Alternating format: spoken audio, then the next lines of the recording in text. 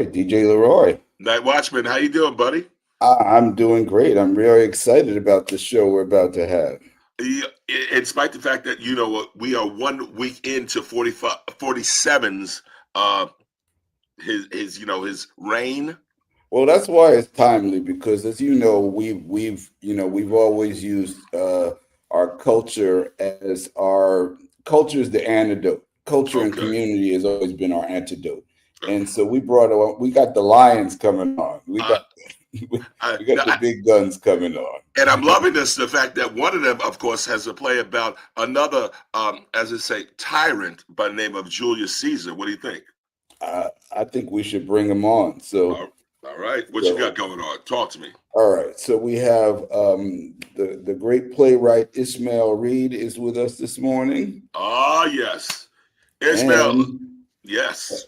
And the great director, Rome Neal. All right. Oh, okay. See, NightWatchman, why you be holding out on me? You don't be telling me that you got this stellar lineup. You didn't tell me this. Listen, we got to keep our standards up, and the people demand it. So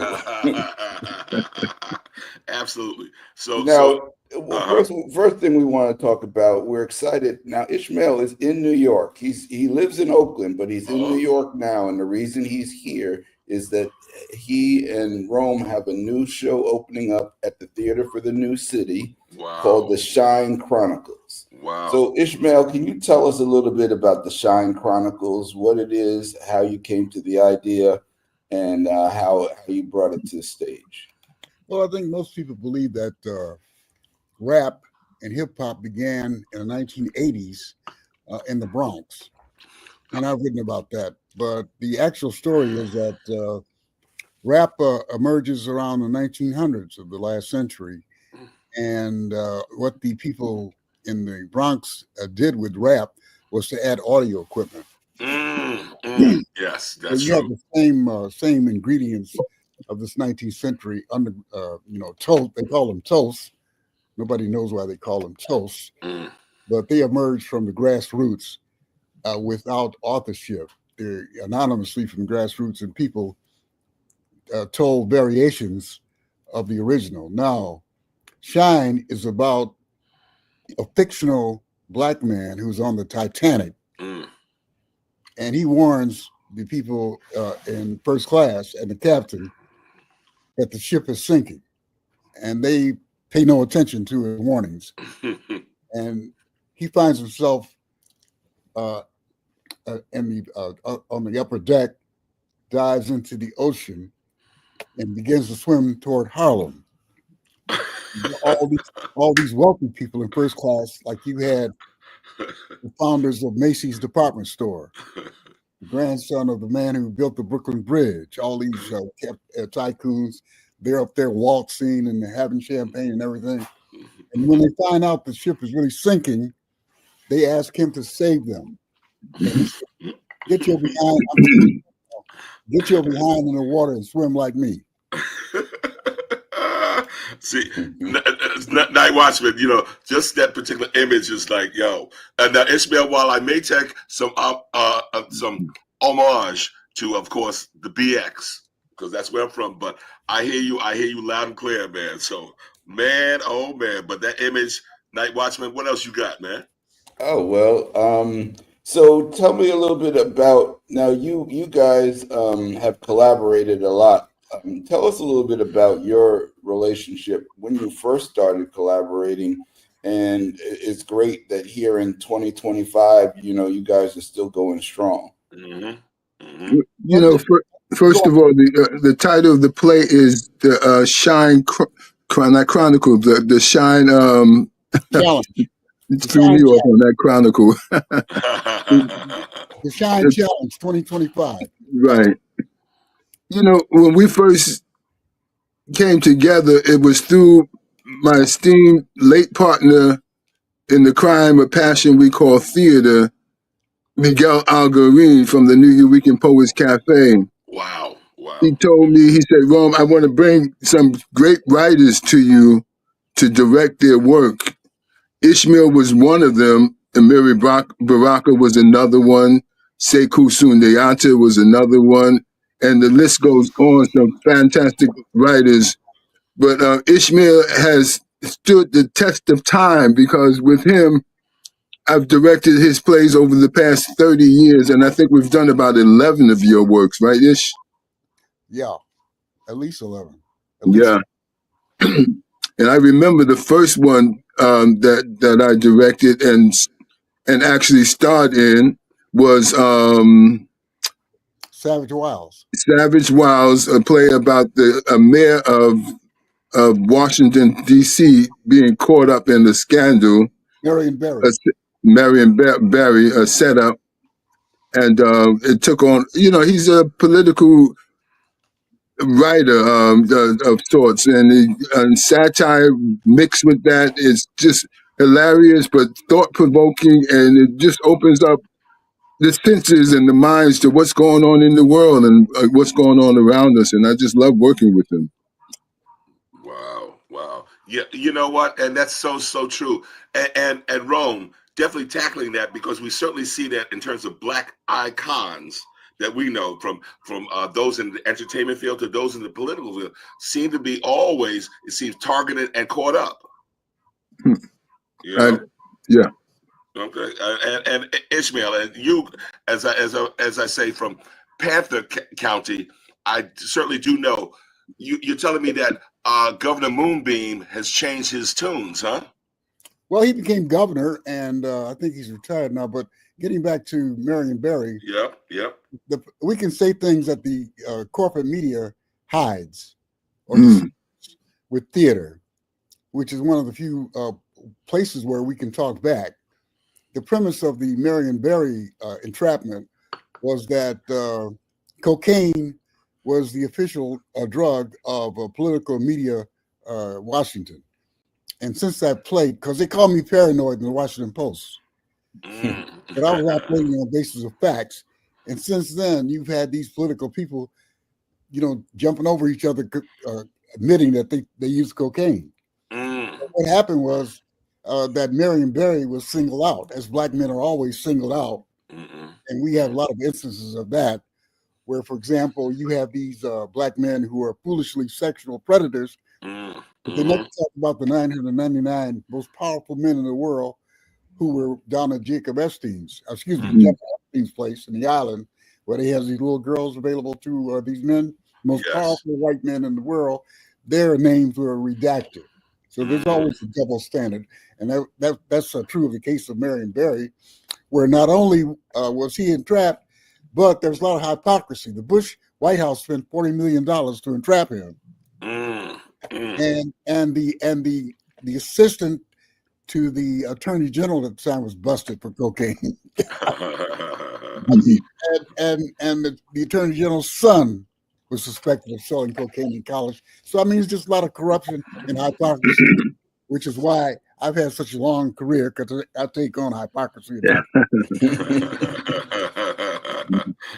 Absolutely. And one thing, Ishmael, in terms of our stories, our truth, all right, is there, let's say, ones that, let's say, resonate with you that may not necessarily have been done by us, let's say, a white person, let's say, that you would say was fairly accurate? Well, I'll tell you an example of how, the versions that Native Americans, Hispanics, and Blacks tell are not popularized because they're considered subversive. I think that one of the books that should be nominated for the Great American Novel is Jubilee by Margaret Walker. Wow. Okay. I think if she had lived in New York, she'd have become famous. She lived in Mississippi. So in New York, you have a lot of patronage and a lot of sponsorship available to. She's down in Mississippi writing this novel, which is a great novel. Yeah. All you need to know about slavery, emancipation, Reconstruction in this novel that took her 30 years to write. Now, why is not this book acceptable as Uncle Tom's Cabin? Right. I'm not putting out Uncle Tom's Cabin because Harriet Beecher Stowe told the story about slavery from the outside. Walker told the story from the inside because she some stories from her family members about slavery. But why is that? Why is that neglected? Well, first of all, you don't have no benevolent slave masters. You understand? I mean, they gave Pulitzer Prize to this thing about the black slave. Look, yeah, they were black slave owners, but they usually bought their relatives out of slavery. The prize committee saw fit to give a prize to a novel about a black slave master, and they loved that. Winston Grooms was the prize, and he is. They did his book in the film version called Forrest Gump, which is a racist film if you read between the lines. So Winston Groom was a Confederate sympathizer, right? And so what you have is a lost cause of Confederacy in there as a subtext of that movie. And he even praised Nathan Forrest. So Forrest Gump was named after Nathan Forrest, that's right. who committed what is called the atrocity of the war. So that's his version. That gets popularized. Margaret Walker, they never made a film of Jubilee. Rome, give me your thoughts on what Ishmael has just laid out here. You know, that's one of the reasons why I love working with Ishmael, because he takes us to school. You know, for me, theater has always been a teaching, preaching, and entertainment entity that we're able to learn something from it, but be entertained, but also learn something from what we're seeing and hearing on the stage. And Ishmael is a master of that, and he keeps us laughing about it, but he keeps us really grounded to know what's up front for us and how we should really look out for ourselves. Like in the play that we're doing now, Shine, you know, we talk about Shine being on trial for sinking the Titanic. However, he brings out the political aspects of it. He brings out the immigration aspects of it, but he goes a bit deeper when he reaches into the animal kingdom and how that's how with what mankind is doing with greed and hunger, and they're really getting ready to destroy this world. And Ishmael brings that to our attention also in the play. So he's such an enlightening, You play a polar iconic bear. figure. You play a polar bear. Why don't you talk about playing? I was trying to hide that from the audience. Rome, do reveal, Rome. Come on. I was trying to hide that from the audience, but since you brought it out, Ishmael wrote this play, and he said, "Rome, you're going to play Polar Bear Sam in the play." And I said, "What?" Yeah. And I'm one of the witnesses for Shine, because I actually see the whole Titanic running into the iceberg and what was going on. well, I just have to know. I don't want you to reveal too much, but I mean, what did they accuse him in terms of slicing the hole? Did he have a switchblade? What, man? Tell me. He sabotaged the ship. He got the stokers to stop working in the bottom of the ship and stop putting the coal in, and it started swaying towards this iceberg. And I guess it didn't have enough manpower to turn away. Right. Wow. NightWatchman, you ever heard this particular take, man? No, well, this is why I wanted to make sure. We have a shark played by Maurice Carlton. A shark. Testify. So the two witnesses who is called to testify on Shine's behalf are animals. The polar bear and the shark. Wow. So bottom line, so Ishmael, if they're not going to believe a black man testify, how does they'll believe the shark before the black man? Well, that's what the prosecutor says. The prosecutor says, "I am not going to examine, animals. I look like a fool interrogating them." And that's when Rome gets up and cusses her out. Gets up and cusses the prosecutor out. Oh, this is great. It's a lot of fun, but we've always used animal characters in our literature historically from West Africa. So what's his name? Joel Chandler Harris stole these stories from slaves on a plantation. Wow. I'm sure they didn't get any royalties because it became $1 billion project. They're still doing that Song of the South. Yes, General Harris, who was pro-Confederate, incidentally, wrote down the narratives of these slaves, and I think they're probably Yoruba slaves because I found one word. I studied Yoruba, and I think that's the Yoruba word. So I think what they did, he ripped off these slaves, but they told their stories in terms of animal characters. And That's why we can use animal characters. And so they got one of these black people from Harvard or someplace like that to put us down, put me down. There he goes using animal characters. The guy doesn't know his traditions. Well, they don't say. I mean, they're not saying nothing about Wicked. You just gotta see Wicked. Right. No, but go ahead, John. The professor who's teaching the would-be witches and warlocks, he is actually an animal. I think he's a bird or something. Yeah. He comes in as a professor. Oh, well, one point about that is they got the Nigerian actors playing black slaves in Hollywood. So I said their families got paid twice. Sold us into slavery. Now they're making money in Hollywood portraying slaves. Oh my God! You can eliminate that point if you want to. Oh man! Well, Ishmael, I want to ask you something about the beginning. When did you find your voice and start writing and found out that you actually were pretty good at it? I found my voice in a workshop called Unveil, a very famous workshop in the 1960s, which was held at Tom Dent's house. Tom Dent, the great poet from New Orleans. And we had like a real, the so-called brightest and the best writers. Askia Torre, N.H. Pritchard, Lorenzo Thomas, all those people are very famous now. But I was very pretentious when I came to New York because I'd gone to an Anglo school where we were taught British authors. So they brought me down to earth, and I think that's when I found my voice. We tried to out-blunt each other every week. You know what I mean? I was also influenced by Malcolm X, whom I met in 1962, because he could go. He was a code switcher. He could do Western literature.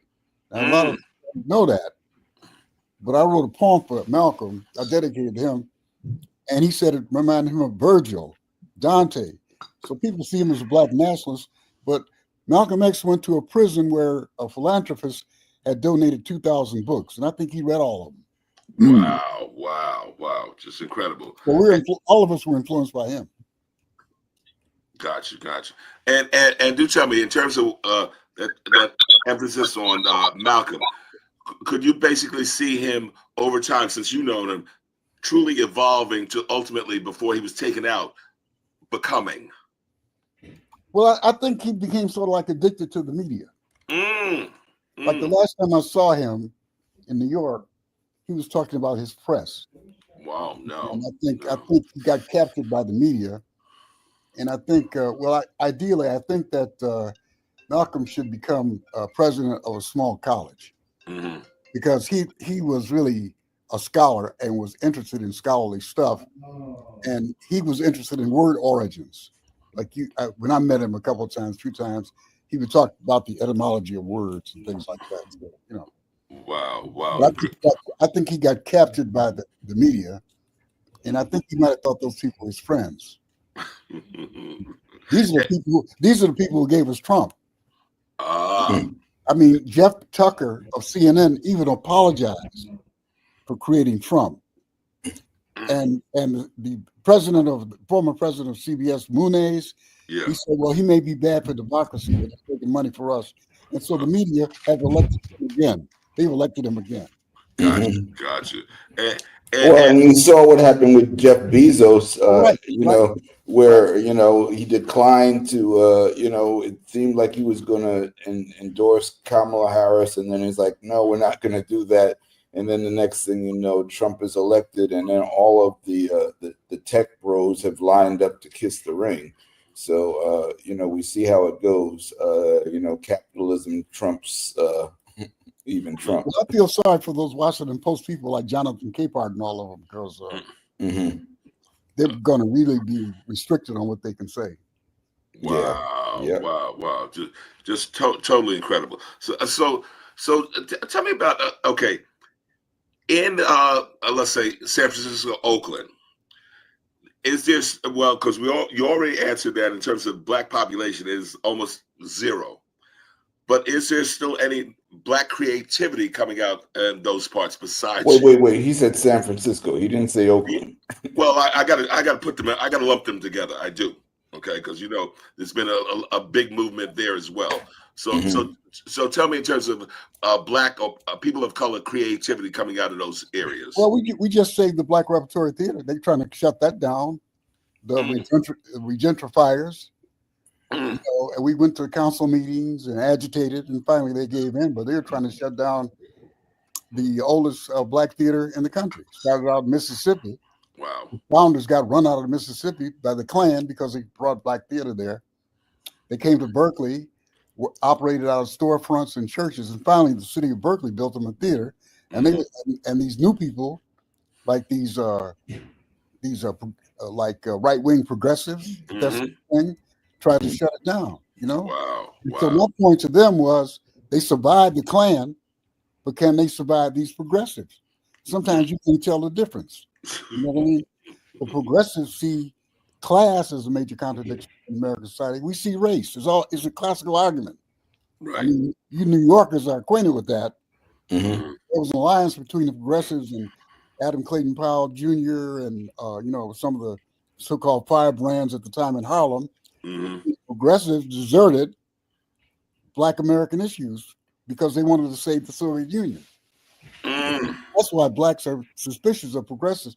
But in Berkeley, regardless of how it looks in the United States, the image is the whitest city in the county.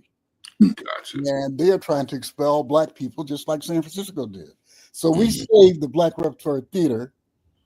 I wrote a big article about it, how they were being intimidated by the city of Berkeley, by their enemies there. And we rallied the community and they backed down. And so now the lease on their theater has been extended to 15 years and they're getting subsidies. Wow. Now you taught at UC you taught at UC Berkeley for quite some time, correct? 5 years. So what was that experience like? Well, I was just ornery and I stayed, because I had how Black people get treated at these institutions, and but I always had the poets and the writers, some of whom were Pulitzer Prize winners and U.S. Poet Laureates on my side, but I always had problems with the old guard, But I survived there 35 years, and some of my students have gone on to become great writers, like Terry McMillan. I just wrote an introduction to her book of short stories, and people like Mona Simpson, who's now published in the Paris Review. So I had a plan where I published them when they were students. Wow. So now those publications are collector's items. What about that student you had, Wajad Ali? Wajad Ali. You did his play. You got his play done at the New Eurekan. Yeah. Was one of the longest running and sold out productions that we did at the New Eurekan. Well, what happened with him was he disappeared from my class. Because of 9/11, there was a lot of heat placed on Muslim students. So when he came back to the class, he thought I was going to fail him. I said, no, I want you to write a play. Because the way Black people have handled opposition against them is through theater, through the arts. So I told him to read Arthur Miller's Death of a Salesman, Wayne Hansberry's Raisin in the Sun, Eugene O'Neill's Long Day's Journey into Night. These are all family dramas. I told him to write a play about a family, a Pakistani American family in the suburbs like Fremont.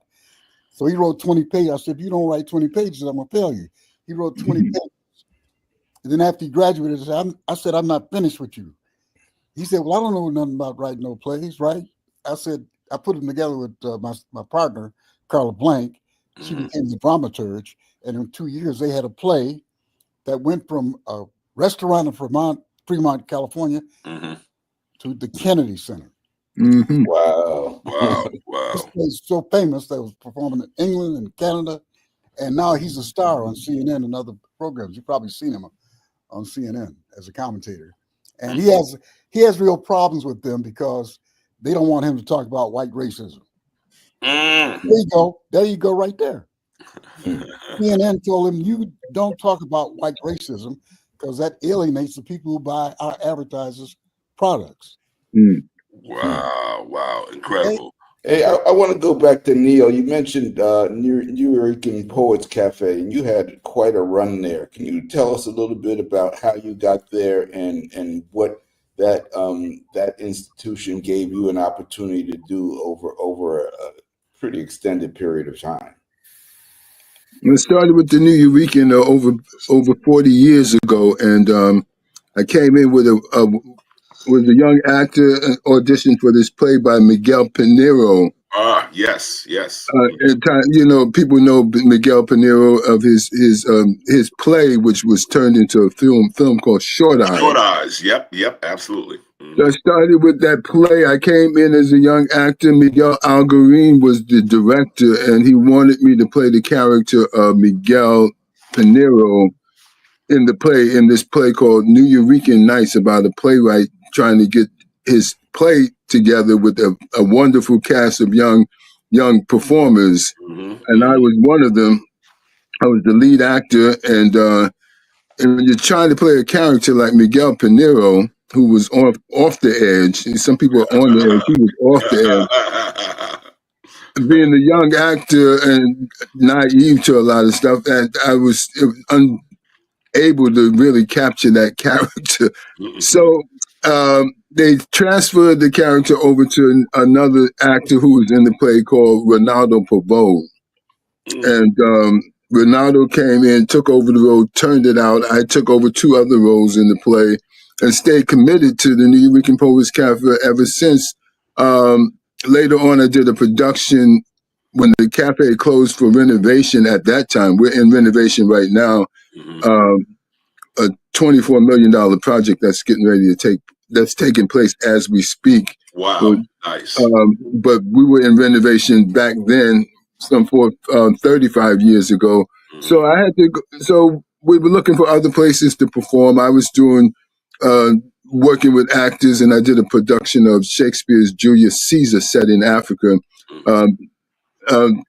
Was it the 13th century Mali, West Africa? Julius Caesar is like Kanka Mansa Musa of Mali, and I just used the African drumming and the dancing and the names and things like that. So I really set it in Africa because there's a power struggle is a result of greed and anger and with the people who, it's interesting that we have this president that we have right now, and how people underneath, you may be a tyrant or of sorts, but people underneath are looking at you in another light, and God forbid they want to take this man out, but you never can tell, but people get, you think you think you're this powerful image, but the people under you are looking at you in another frame of mind, saying, no, he isn't, and I want to take his position, and he's kind of crazy, and we want to take over. Anyway, that's another story. But from the New Eurekan, I was doing Shakespeare, and then the New Eurekan reopened, and when they reopened, they came to see my production of Shakespeare's Julius Caesar. At that point, they brought it to the New Eurekan Poets Cafe. We did a little short run, and I was brought on as the resident director after that production because they realized, oh, Rome can direct also. So, and from resident director, little did I know that resident meant you almost had to live there. But, really, I mean, I found my nights coming out of the cafe at 8 o'clock in the morning, setting up lights and things like that. As a matter of fact, we did one production of Shakespeare, of Pepe Carrillo's Shango de Ima, a play that was nominated for 11 Adelco Awards and won all 11 awards. No. Yeah, that was at the Apollo Theater. It was a fantastic night. When we won all those awards, one of the awards was for light design. That's because my light designer dropped on me, and I had to do the light design myself in one night and set it all together. And I had stayed in the cafe doing it. So I was Wow. awarded not only director but light designer. We won for production of the year. And we've had some awesome writers with the New Eurekan that I was able to direct. Thanks to Miguel Algarin, who, they're buddies, Miguel and Ishmael and Amiri Baraka and Sekou Sundeata, they're all friends. And he gave me their works to do. And so it just took off from there. I've been the artistic theater director for over 35 years at the New Eurekan Poets Cafe, doing some wonderful works. Just recently received the president, this is what I call it, President Biden's pardon before he left office. We received the President Biden's Lifetime Achievement Award for my voluntary work with the arts. So I That's great. feel very blessed about that. But yeah, I've been with the cafe for a while, and I'm blessed. But it's about this play, baby. It's about Shine, the challenge 2020-2025, and we are doing. I'm so excited about this production. I can't tell you how excited I am. And people say, "Hey, Rome, I see it. I hear it in your voice." Yes, it is real. This is amazing production. I'm so glad to be the director of it, and then for Ishmael to throw me in there and make me a polar bear. I'm just overwhelmed. People should go to New Eurekan, theaterforthenewcity.net and purchase your tickets. That theater spelled ER, theaterforthenewcity.net. Yes. Yeah, Oh, there it yes. is right there. And purchase your tickets now. Don't wait, because it's a small theater and it will sell out. Gotcha. And Rome, definitely one of the things, like, you played a polar bear, and certainly I did not necessarily see, let's say, Black folk in Disney productions until I saw them as animals, Lion King, and then some other things like the two buzzards or whatnot. But I mean, has that been the traditional way we are portrayed in film and media? Well, is that what you've been seeing? I don't, I'm not so much into it at this point, Well, I can speak to that because I've noticed this trend, just like how hip hop has been used. Like, if you notice, over the last few years, there's a lot of commercials, especially on the Super Bowl, where it'll be hip hop music, but it'll be an animated character instead Oh, of a yes. black character. So Yes. it's like ways to siphon off the cultural power that we have and redirect it. Because they would rather have like a dancing squirrel than an actual black man. Well, Mickey Mouse is based upon a black prototype, according to a And paper. Betty Boop too. What you say about Betty Boop? Yeah.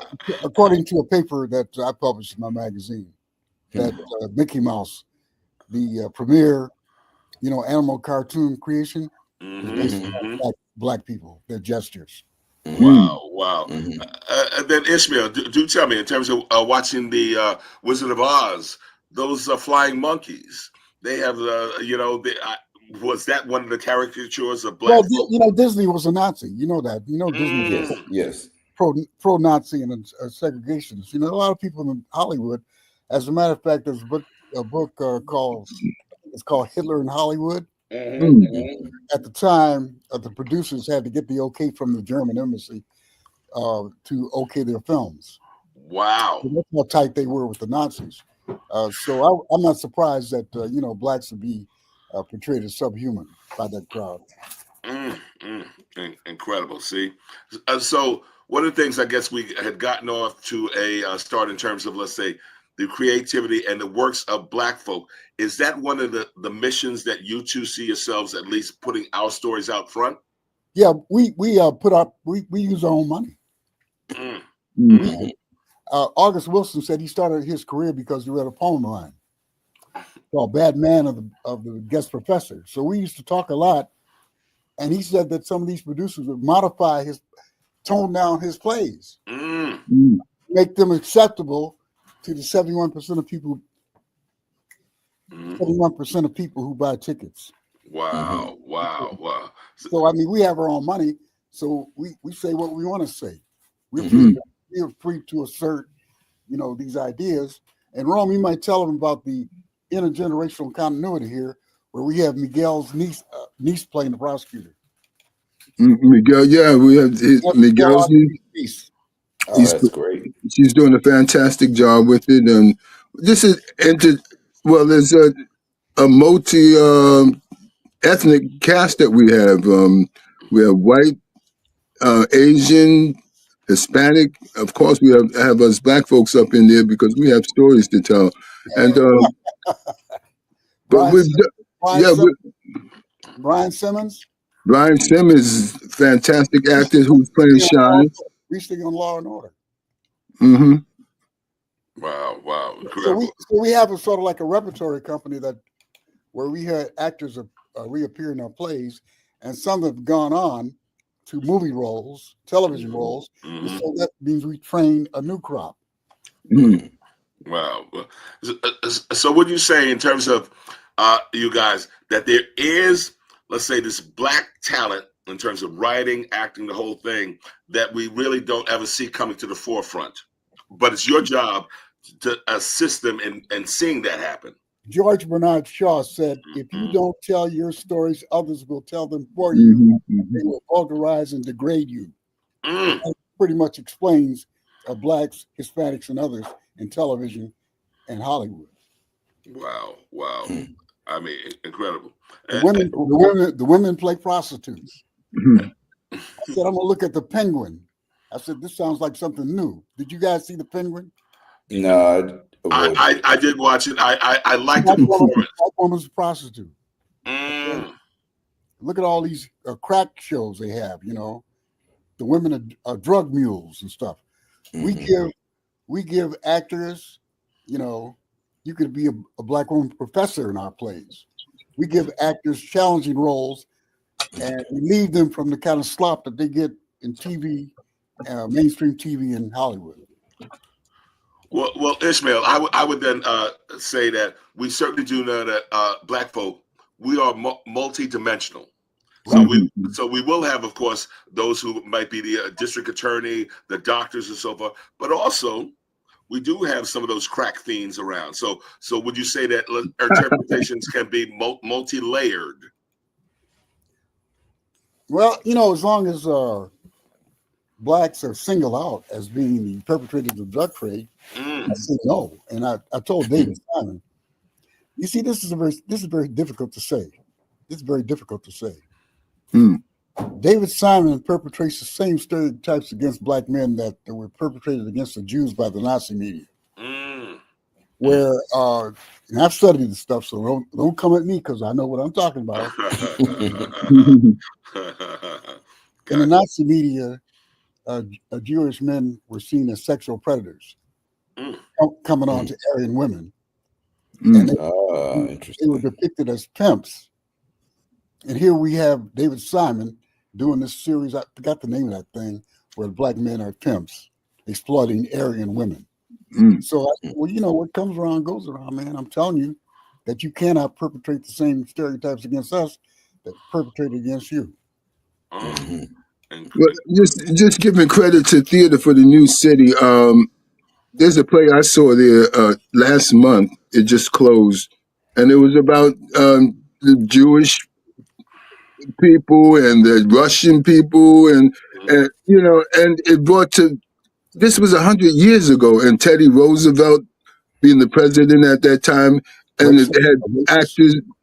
Tennessee Williams were in it. All this was around this political movement that was going on at that time, and the communist movement that was going on at that time, and what the Jewish people were going through at that time is what us as black people are going through at this time. Have been going through for years. So it's history repeating itself. It's just another color. Yes. Yeah, but the new president is anti-Semitic too. Yeah, that's being a racist, and he's been condemned by the ADL repeatedly for anti-Semitic remarks, and so does Elon Musk, who got in trouble with the NAACP because he said black people are intellectually inferior. I don't know if you guys remember that or know about that. Maybe you do, or because I think it's been hidden by the press, but he was in trouble. He said that black students at historically, black historical colleges were intellectually inferior. Wow. It comes from his South African heritage. Oh, Right, exactly. Elon Musk is trying to turn the United States in the apartheid South African government in exile. Right. And you saw his, his little Heil Hitler salute the other day. Oh, yeah, I saw that. And accidental, whatever. He really didn't mean that. well, then, okay, I'll put this out there. So, of course, we had his first term. We know about that. Absolutely. We experienced that. And we also had Jim Crow. 4 years down the road, will we come out of this? Will there still be a democracy? Thoughts? If they don't destroy the world through their greed and their hunger and thirst for power, there could be, yes. Wow. But we're, like I said, Ishmael brought out the fact in the play that we're on the verge of collapse. If these people make the wrong moves with the air quality and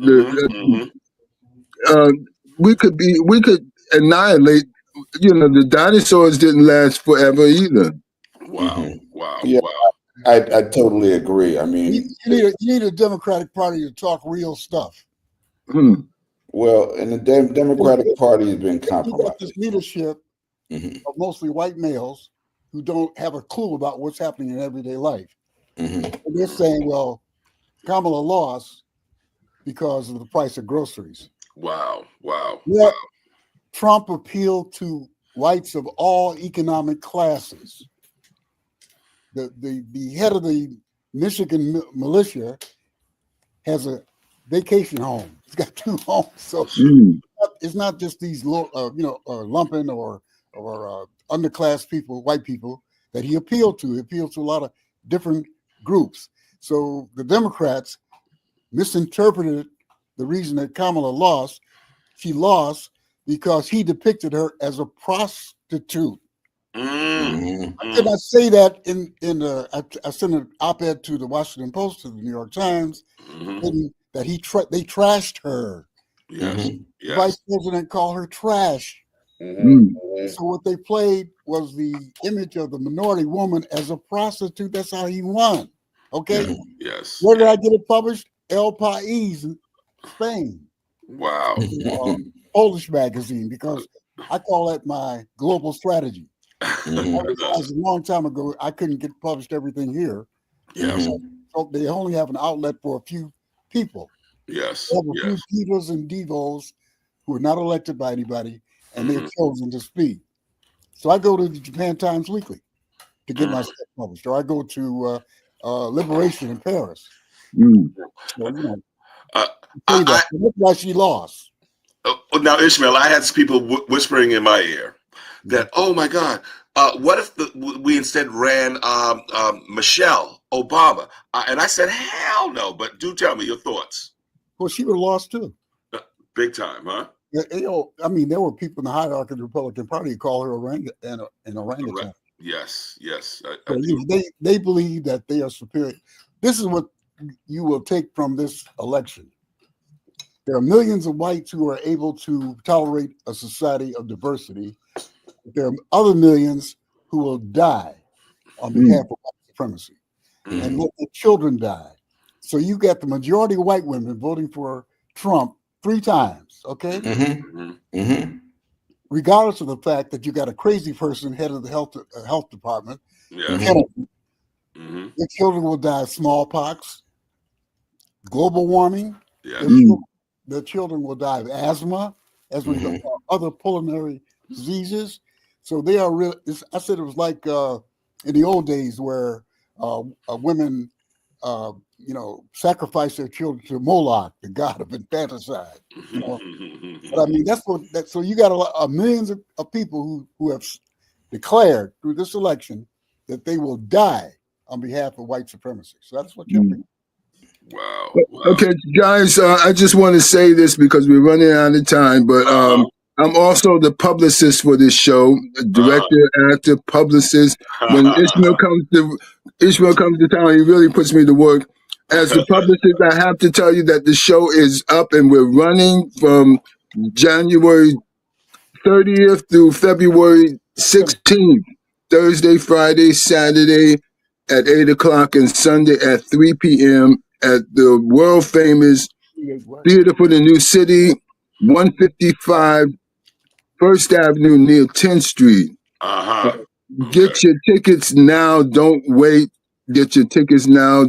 Again, you see the website up here. Go to it. Lock in your tickets. Come to the show. Friday night, February 2nd is the last night Ishmael will be in the house with his play, and he goes back to Oakland after that. Come out early that first week. You get the opportunity to meet the playwright, the historian himself at the Theater for the New City. And that night we're going to have an after party. And if you want to come to the after party, you have to reach out to me because it's by invite only. Just Rome Neal 25 at Gmail if you want to be invited for that after party.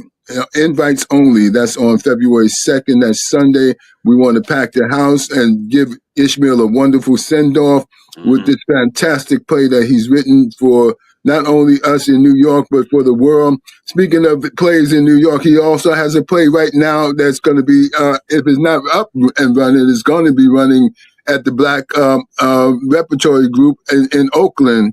Right, Ishmael? Yeah, it's called Life Among the Aryans, and this is a play that predicted the insurrection. I want to mention that on January 31st, I will be appearing with the great young playwright Jeremy Harris at the Powerhouse Books, 28 Adams Street in Brooklyn. 28 Adams. January 31st at 7 o'clock with Jeremy Harris, author of the Slave Play. And I want to mention that the project coordinator for this play, Shine, is Carla Blank. Yes.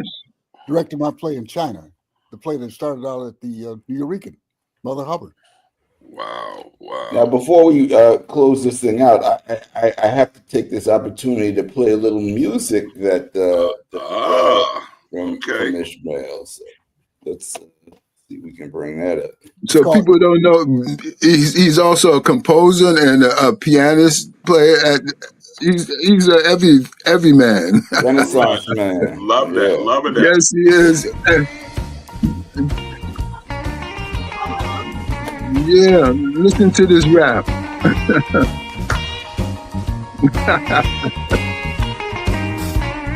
Hey. Yes.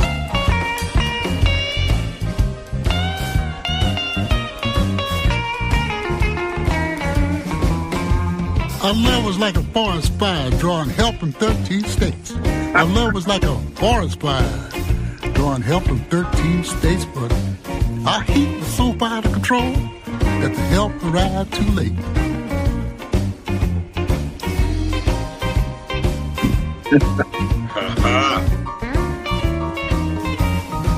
We stalked each other from bar to bar. You spent the grocery money and you stole my car. The finance company is trying to track me down. You burned the furniture and you brought me down. The laughing stock all over town.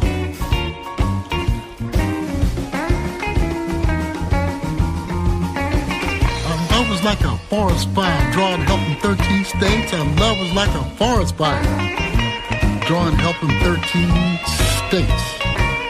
But our heat was so far out of control that the help arrived too late.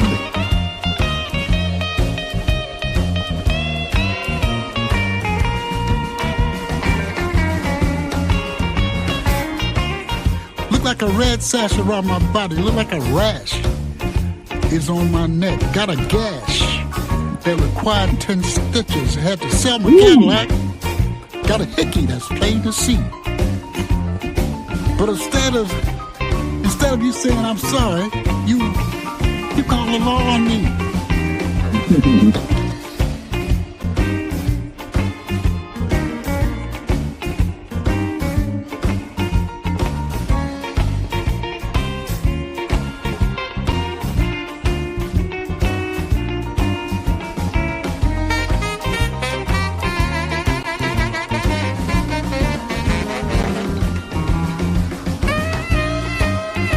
Hey, it is.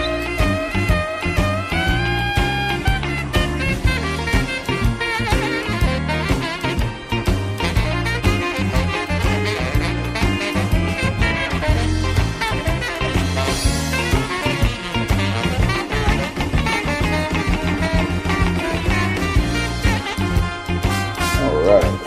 Yes. So, Ishmael, do you still write every Whoa. Because it Yes. seems like you're so prolific. You're writing books, essays, plays, music. What drives you that still at this age and stage you're still so productive?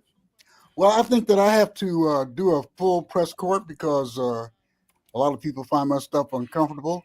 Mm, I have to mm. try multiple genres in order to get through. Wow. I just One want to say, that in the earlier days when he was just toying with the piano, I was always trying to get him to play for after the shows or at after parties that we were having. So I know I won't have to coax him into playing for the after party on February 2nd. I'm sure he's going to play for us and live. So you get all that, and we're going to have a live jazz band in the house and food and everything. It's going to be a fantastic closing party for the first week of the show, and send off for Ishmael. And like I said, Ishmael, you will play something on the piano, right? I'm taking the fifth on that. You did bring some CDs with you, I'm sure. Well, I'm really doing more composing work than performing. I'm going to get you to play something for the audience before you leave live.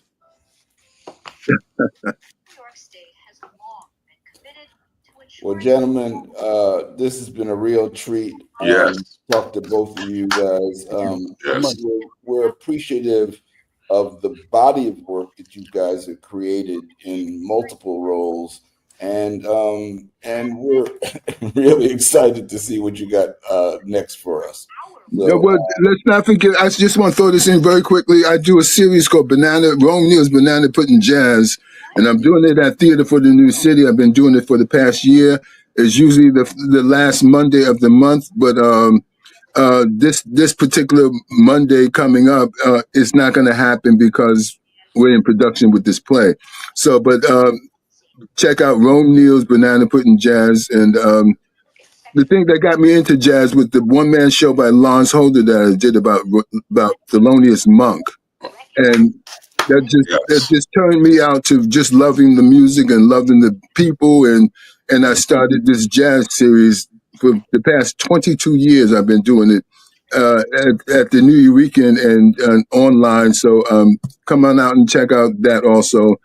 Like Ishmael, from theater and writing and directing, I just went into jazz and the music and being a jazz vocalist, and I just love it. It just takes me to another level of the art. And it's just been a fantastic experience, Marv-tastic. Nice. and I love shout that. out to Crystal Field from Theater for the New City. That's such a great venue, and so glad for seeing what you guys are doing to keep independent theater not only alive but vibrant and telling the stories that. Well, your wife just performed there. I saw her at. Yes, last weekend. Absolutely. Yeah. Yep. All right. Wow. So, Night Watchman, I'm assuming that we're going to put on our Sunday best and come through. Oh, of course. And we're going to the after party too. All right. But hold it. Remember now, you must hit up Rome and let him know. Rome Neal 25 at Gmail. Reach out. Limited seating. Mm-hmm. Got you. Gotcha. Well, we're gonna make sure we get our tickets now. Okay. Yeah. Great. So All we'll right. put it up there one more time, just to let people know it is Theater for the New City. It is the Shine Challenge 2025.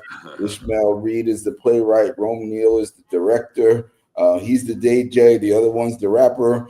And that's going on from January 30th to February 16th. You want to be there or be square, as they say. Yes, indeed. No, this is a great show. As a matter of fact, so Night Watchman, here's the question: will we invite them back to the cookout? Oh, absolutely. You know, and Ishmael, it's great having you in town. You came in the middle of the cold spell, so we know that you're dedicated to the cause. You know, keep doing what you're doing. We want to hear your voice. I think your voice is needed at this day and age, and we thank you for joining us on Soul Lounge Primetime on WHCR 90.3 FM, the voice of Harlem, also live streaming on Facebook and YouTube. You can always find us on Monday night, 7 p.m. on the radio, and 8 o'clock live streaming on YouTube and Facebook. If you guys, do you have any last things you want to say to the audience before we wrap this up? Well, I know Ishmael is going back to Oakland, and hopefully, because of global warming, hopefully it won't be snowing. Hopefully, it won't be snowing there. Absolutely. And Rome, because I know he's coming from that part of the States, I'm going to call him not the Black Panther, but Ishmael, you are now the Gray Panther. Okay, baby? Well, this weather down here is like a tropical heat wave. I grew up in Buffalo. Oh! Well, there you go. Beautiful. So, Night Watchman, you're taking us home or what, buddy? Well, yeah, we done. This has been Soul Lounge Primetime, and we are so glad to have you guys with us. You can always find us next week, also always on Monday night here in the big city. And thank you guys for joining us. Yes. Gentlemen, thank you so much. Like I said, you guys are coming back